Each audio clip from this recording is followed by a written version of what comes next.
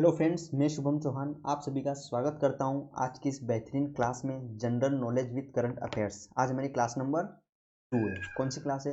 Important question and additional information. आज की इस वीडियो में मैं आपके लिए बहुत ही बेहतरीन तरीके से समझाने वाला हूं। तो समय को न वेस्ट करते हुए हम बढ़ते हैं हमारे फर्स्ट क्वेश्चन की ओर। यानी हमने कल, मैं आपको बता देता हूँ एक बार जनरल आइडिया कि हमने कल 15 क्वेश्चन पढ़े थे, 10 क्वेश्चन पढ़े थे हमने जीके से रिलेटेड एंड 5 क्वेश्चंस पढ़े थे हमने करंट अफेयर से रिलेटेड। ठीक है, करंट अफेयर से रिलेटेड पढ़े थे। तो आज की इस वीडियो में भी हम कल हमने 15 ही पढ़े थे, बट आज की इस वीडियो में हम 20 क्वेश्चन पढ़ेंगे। 15 जीके से रिलेटेड पढ़ेंगे एंड 5 करंट अफेयर से रिलेटेड पढ़ेंगे। तो हमारी जो शुरुआत रहेगी वो क्वेश्चंस की एक सीरीज चलेगी। कल हमने 10 क्वेश्चन पढ़ लिए थे, आज 11 से चलेंगे। और जीए के कल हमने 11 से ले लिए थे, पर नहीं, वो 1 से 5 रहेंगे और आज 6 टू 10 चलेंगे। ठीक है, तो आज का हमारा पहला क्वेश्चन है, अथर्ववेद में किसका उल्लेख मिलता है? ठीक है, तो कल हमने ऋग्वेद से कल हमने वेद से रिलेटेड पढ़े थे। आज भी 11वां क्वेश्चन वही है, वेद से रिलेटेड। उसके बाद लूसेंट में जो आगे ग्रंथ वगैरह आते हैं उनके बारे में हम डिस्कस करेंगे। उसके बाद विदेशी यात्रियों से मिलने वाली, धीरे धीरे मतलब एक टॉपिक वाइज डिस्कशन करेंगे। ठीक है, तो क्वेश्चन है, अथर्ववेद में किसका उल्लेख है? तो बताइए किसका उल्लेख है इसमें? मंत्रों का है, रोग निवारण जादू टोना का है, कर्मकांड का, या संगीत का है? देखो, मैंने आपको बताया था ऋग्वेद में मंत्रों का उल्लेख मिलता है। ठीक है, तो और रोग निवारण व जादू टोना, इसमें किसका उल्लेख मिलता है? इसमें मिलता है अपने, किस वेद का उल्लेख मिलता है इसमें? अथर्ववेद का। ठीक है, यानी रोग निवारण व जादू टोना अथर्ववेद में। ठीक है, अगला क्वेश्चन है हमारा, उपनिषदों की संख्या कितनी है? तो गेस करिए आप कितनी है।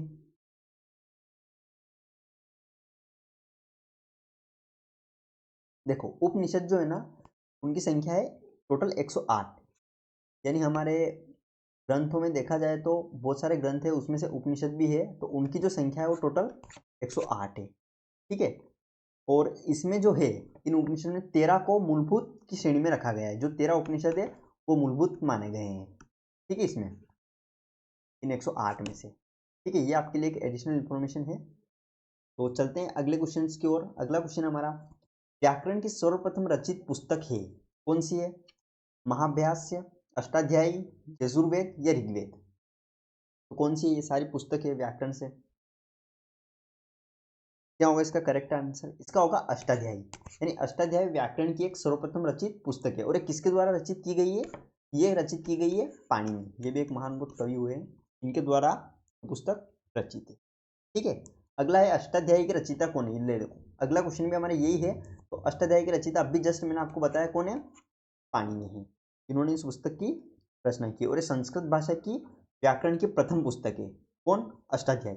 और इसमें किसके, मतलब किसकी जानकारी मिलती है इस पुस्तक में? इसमें जो मिलती है ना, वो मौर्य साम्राज्य था ना हमारा, उसके पहले का इतिहास और मौर्य युगीन राजनीतिक अवस्था की जानकारी प्राप्त होती है इस अष्टाध्यायी पुस्तक से। देखो, एसएससी जीडी में पूछ सकते हैं गलती से भी कि ऐसी कौन सी पुस्तक है जिसमें मौर्य साम्राज्य के इतिहास और मौर्य युगीन राजनीतिक व्यवस्था की जानकारी प्राप्त होती है, और वो किसके द्वारा लिखी गई है? तो वो पाणिनि के द्वारा लिखी गई। ठीक है, चलते हैं अगले क्वेश्चन की ओर। पुराणों की संख्या कितनी है? तो कितनी है? 4 है, 6 है, 12 है, या 18 है? तो कितनी है पुराणों की संख्या? टोटल कितने पुराण है? 18 पुराण है हमारे। ठीक है, और इनका जो उल्लेख है, इनकी रचना किसने की थी? पुराण में 18 पुराणों की संख्या कितनी है? 18 है। और इसके जो रचयिता हैं वो लोमहर्ष हैं, और इनके पुत्र उग्रश्वा माने जाते हैं। यानी पुराणों की जो रचना की है वो किसने की है? इसके रचयिता है लोमहर्ष और पुत्र उग्रश्वा। ये दोनों ने इन पुराणों की रचना की। और पुराण में इन 18 में से 3 प्रमुख पुराण माने जाते हैं। कौन से? एक है विष्णु पुराण, मैं लिख देता हूं आपके लिए, विष्णु पुराण। ठीक है, दूसरा है मत्स्य पुराण, मत्स्य पुराण, और अगला है वायु पुराण। इन तीनों को इन 18 में से मुख्य माना गया है। ठीक है, और इसमें से पूछ लिया जाता है कि इन पुराणों में से सबसे प्राचीन पुराण कौन सा है? तो प्रमुख तो यही है, इनमें से प्राचीन कौन सा है? तो इसमें सबसे प्राचीन पुराण कौन सा माना जाता है? मत्स्य पुराण। ये सबसे प्राचीन पुराण। देखो, पुराणों पुराणों के बारे में इतनी तो जानकारी होनी ही चाहिए कि कितने पुराण है। तो टोटल 18 पुराण है। 18 में 3 को प्रमुख माना जाता है। कौन कौन से? विष्णु पुराण, मत्स्य पुराण और वायु पुराण। और इनमें से सबसे जो पुराना है वो कौन सा है, मत्स्य पुराण सबसे पुराना माना जाता है। ठीक है, इसके बारे में आज हमने कितने, मतलब एक क्वेश्चन से कम हमारे 3 से 4 क्वेश्चन बन रहे हैं, यानी बहुत सारे क्वेश्चंस अच्छे अच्छे हैं जो कि एसएससी में पूछे गए, इसी से रिलेटेड पूछे जाते हैं। ठीक है, अगला क्वेश्चन हमारा, निम्नलिखित में से कौन सा अन्न मनुष्य द्वारा सबसे पहले प्रयोग में लाया गया है। देखो, जब प्राचीन भारत आया था, जब मनुष्य का जन्म हुआ था, सबसे पहले उसने, पहले तो वो जंगलों में रहता था, फल फूल वगैरह खाया करता था। सबसे पहले अन्न जो प्रयोग में लाया गया वो कौन सा लाया गया, जो चावल, गेहूं या राई। आजकल तो सब गेहूं खाते हैं, पता ही है आपको। तो क्या होगा इसका करेक्ट आंसर, तो सबसे पहले लाया गया था वो जो आपने देखा होगा, जो होती है पुरानी, अभी भी बहुत सारे मतलब लोग उनका भोजन करते हैं, उनको बनाते हैं, उनकी रोटियां वगैरह बना के खाते हैं। ठीक है, आजकल के ज़माने में तो गेहूं चलते हैं, गेहूं और चावल खाते हैं। सबसे ज़्यादा चावल पश्चिम बंगाल में खाए जाते हैं। ठीक है, तो अगला क्वेश्चन हमारा, चलते हैं नेक्स्ट क्वेश्चन की ओर। 17, देखो ये वैदिक, पहले पहले हमने क्या पढ़ा था, सबसे पहले वेद से रिलेटेड क्वेश्चंस को हमने पढ़े हैं। उसके बाद हमने कुछ ग्रंथों के बारे में क्वेश्चंस पढ़े हैं, जो हमारे पुराण हो गए, जो ग्रंथ हो गए, उपनिषद हो गए। ठीक है, इनसे रिलेटेड पढ़े हैं। उसके बाद ये आ गया वैदिक सभ्यता से। देखो, प्राचीन भारत में जो सबसे पहले आई थी ना, सबसे पहले लूसेंट में बताया गया है हमारी, उसमें सबसे पहले हमने इतिहास को जाना कैसे, किसके थ्रू जाना, हमने ग्रंथों के थ्रू जाना है, हमने वेदों के थ्रू जाना है। उसके बाद जो प्राचीन भारत में सबसे पहली जो सभ्यता थी वो थी हड़प्पा सभ्यता। ठीक है, कौन सी सभ्यता थी, हड़प्पा सभ्यता। उसके बाद जो सभ्यता आई वो आई है वैदिक सभ्यता। तो ये जो अपना क्वेश्चन है वैदिक सभ्यता से रिलेटेड है। वैदिक लोगों द्वारा किस धातु का प्रयोग सबसे पहले किया गया है, लोहे का, सोने का, चांदी का या तांबा का। तो इसमें आप कॉमन सेंस लगा सकते हो, लोहा तो आज के ज़माने में चलता है, सोना ऑन टाइम लोग जानते नहीं होंगे, चांदी भी नहीं जानते होंगे। तो कॉमन सेंस की बात है कि सबसे जो पुरानी धातु वही तांबा, अपने को वैसे भी लग जाता है कि तांबा, तो इसका करेक्ट आंसर जो होगा वो तांबा होगा। ठीक है, चलते हैं नेक्स्ट क्वेश्चन की ओर। अगला क्वेश्चन हमारा, आरंभिक वैदिक कला में वर्ण व्यवस्था आधारित थी, तो किस पर आधारित थी, शिक्षा पर, जन्म पर, व्यवसाय पर या प्रतिभा पर। तो देखो, शिक्षा पर तो आज के ज़माने में आधारित है, अपनी जो सभ्यता है वो इंडियन कल्चर। जन्म पर तो आधारित हो नहीं सकती है। व्यवसाय पर, ये इसका करेक्ट आंसर होगा, क्योंकि पूरा वैदिक सभ्यता जो है व्यवसाय पर, लोग व्यवसाय ही करते थे उस टाइम पे। और क्या, इनके अलावा कोई उनके पास काम नहीं था, ना ही शिक्षा थी और कुछ था। ठीक है, प्रतिभा तो आज के ज़माने में लोग बहुत प्रतिभाशाली हैं। ठीक है, तो आरंभिक वैदिक कला में स्वर्ण व्यवस्था तो थी, वो किस पर आधारित थी, व्यवसाय पर आधारित थी। ठीक है, लास्ट क्वेश्चन हमारा, उपनिषद क्या है। देखो, उपनिषद क्या है, मैंने आपको बताया ये सारे ग्रंथ वगैरह हैं, पर कौन से ग्रंथ है, जैसे कि ऋग्वेद, यजुर्वेद, सामवेद, ये वेद हैं। ठीक है, पुराण अलग चीज है। तो ये सारी है तो पुस्तक है, पर इनके क्या अलग अलग नाम है, महाकाव्य अलग होते हैं, कथा संग्रह अलग होते हैं। ठीक है, तो उपनिषद क्या है, ये महाकाव्य है या कथा संग्रह है, कानून की पुस्तक है या हिंदू दर्शन का स्रोत है। तो कानून की पुस्तक को तो क्या बोला जाता है, आपको पता ही है, संविधान कहा जाता है। हमारे भारत का संविधान सबसे, विश्व का सबसे कठोर, लचीला और सबसे बड़ा लिखित संविधान है भारत का। ठीक है, तो इसमें से आपका सही आंसर उपनिषद क्या है, तो उपनिषद हिंदू दर्शन शास्त्र का एक स्रोत है। ठीक है, पूछ लिया जाता है एग्जाम में कि हिंदू दर्शन शास्त्र का स्रोत कौन सा है, वो क्वेश्चन घुमा के भी दे सकता है, उपनिषद है, पुराण है, या फिर वेद है, या फिर इनमें से कोई नहीं। तो आप बोल सकते हो हिंदू दर्शन शास्त्र का एक स्रोत है उपनिषद। ठीक है, अगला क्वेश्चन हमारा, रामायण के रचयिता कौन है। ये तो बहुत सिंपल सा क्वेश्चन है, आप बता ही सकते हो। तो रामायण के रचयिता कौन है, वाल्मीकि, महर्षि वाल्मीकि रामायण के रचयिता है। अच्छा, आपसे क्वेश्चन है सिंपल सा कि वेदव्यास के रचयिता, वेदव्यास ने कौन सी पुस्तक लिखी है, ये आप बता सकते हैं। अगला ही क्वेश्चन हमारा शायद यही होने वाला है, आई थिंक। देखो, यही है, महाभारत के रचयिता कौन है, कौन है, महर्षि वेदव्यास ने महाभारत को लिखा है।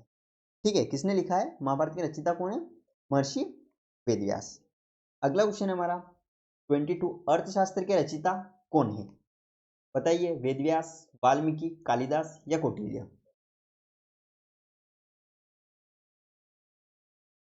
तो इसका सही आंसर होगा, बताइए क्या होगा, वेदव्यास, वाल्मीकि, कालिदास या कौटिल्य। इसका करेक्ट आंसर होगा कौटिल्य। अर्थशास्त्र के रचयिता कौन है, कौटिल्य। वैसे भी कहा जाता है कि कौटिल्य ने अर्थशास्त्र की रचना की है, बहुत बार सुनने में आया है आपके लिए। ठीक है, और आपको एक और बता दूं, कौटिल्य का एक और नाम है, इनके कुछ प्रमुख नाम भी होते हैं, तो वो क्या है इसका प्रमुख नाम, विष्णुगुप्त। कौटिल्य को विष्णुगुप्त भी कहा जाता है। ठीक है, ये एक आपके लिए एडिशनल इन्फॉर्मेशन है। तो बिल्कुल एसएससी में प्रीवियस ईयर के कुछ क्वेश्चंस में ऐसा क्वेश्चंस पूछे जाते हैं, किसी के भी नाम। ठीक है, तो कौटिल्य का दूसरा नाम क्या है? विष्णुगुप्त। कहा जाता है कि विष्णुगुप्त के कौन सी पुस्तक है? तो वो है अर्थशास्त्र। उल्टा भी क्वेश्चन पूछ सकता है। चलते हैं नेक्स्ट क्वेश्चन की ओर।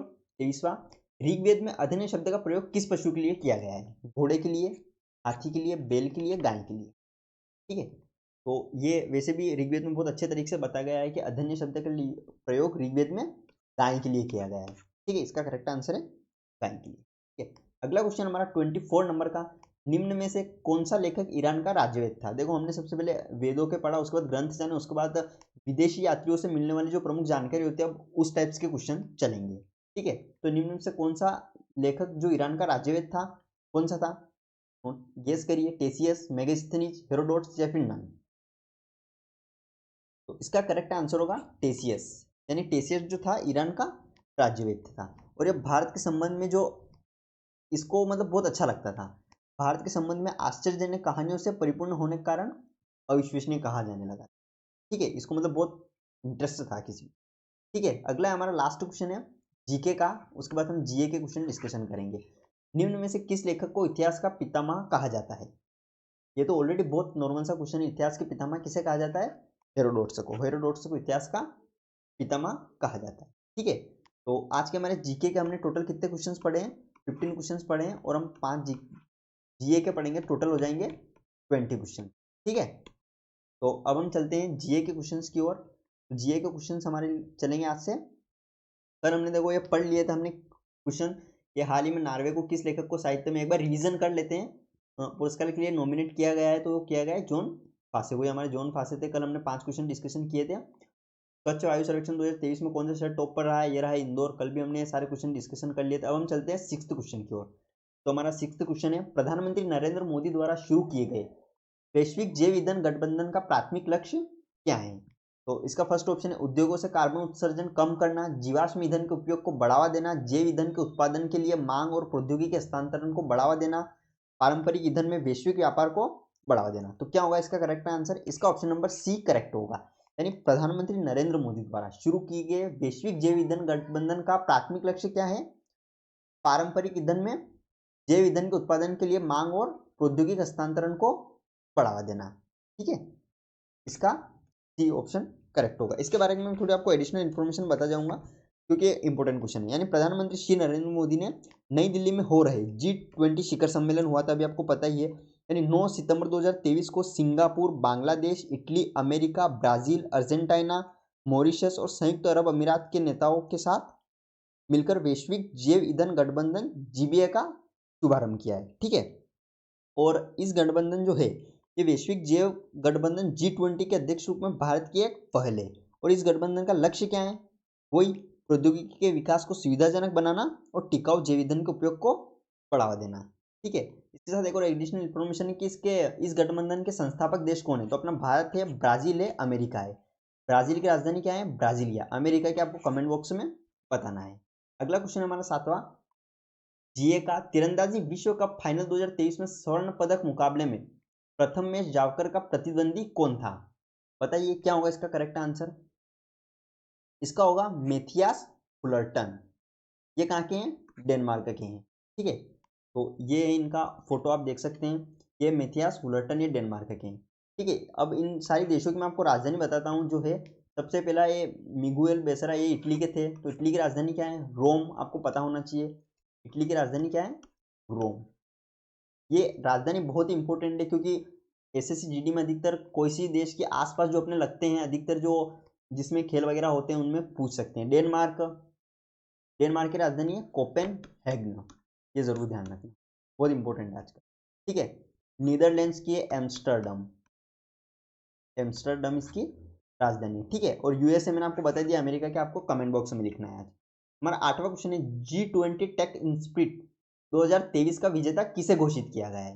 भारतीय रिजर्व बैंक को, टीम सेक्रेटरियम लिमिटेड को, टीम मिलिसेंट लैब्स को, 2 और 3 दोनों। तो इसका करेक्ट आंसर हमने रखा है 2 और 3 दोनों, यानी भारतीय रिजर्व बैंक और टीम मिलिसेंट लैब्स। इसके बारे में थोड़ी एडिशनल इन्फॉर्मेशन प्राप्त करते हैं, क्योंकि जीए के क्वेश्चन में सबसे इंपॉर्टेंट पॉइंट ऑफ व्यू रखता है। ठीक है, बैंक फॉर इंटरनेशनल सेटलमेंट्स, ठीक है, और भारतीय रिजर्व बैंक ने हाल ही में मुंबई में आयोजित एक प्रतिष्ठित पुरस्कार समारोह में G20 टेक स्प्रिंट 2023 को विजेता घोषित किया गया है। ठीक है, इनके 2 और 3 करेक्ट आंसर होंगे। अगला क्वेश्चन है हमारा 9वां, India's knowledge supremacy the new dawn नामक पुस्तक के लेखक कौन है? अरविंद मंडलोई, श्रीराम चोलिया, या फिर डॉक्टर अश्विन फर्नाडिया, कमल बंदोपाध्याय। तो कौन सा करेक्ट आंसर होगा बताइए आप। इसका करेक्ट आंसर होगा 90 का, बताइए, गेस करिए।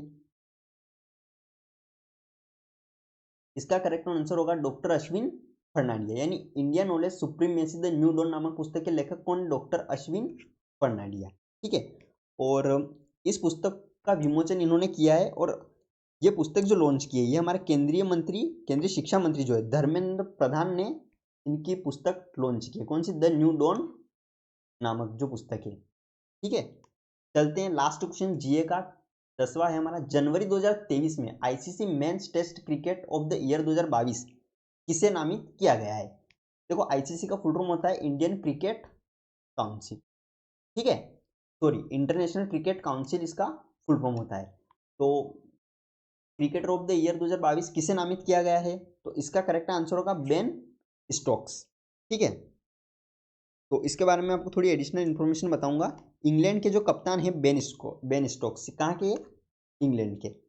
इनको 2022 के लिए अंतर्राष्ट्रीय क्रिकेट परिषद test player of the year इनको इसमें चुना गया है। ठीक है, आईसीसी इंटरनेशनल क्रिकेट काउंसिल में। ठीक है, और इंग्लैंड के कप्तान के रूप में कार्यभार संभालने के बाद इन्होंने स्टोक्स ने टीम को 10 टेस्ट मैच में जीत दिलाई। 10 में से, यानी ये जो है हमारे बेन स्टोक्स है, ये कहाँ के? इंग्लैंड के। इन्होंने भारत जो है इन्होंने 10 टेस्ट मैच में से 9 टेस्ट मैच जीत दिलाई है इन्होंने। ठीक है, तो आज का हमारा ये जीए यहीं खत्म होता है। ठीक है, जीके के 15 क्वेश्चन के डिस्कशन किया है, और जीए के 5 क्वेश्चन के बारे में हम आज की इस वीडियो में डिस्कस किया है। ठीक है, वीडियो पसंद आए तो लाइक शेयर सब्सक्राइब जरूर करें, and thank you so much.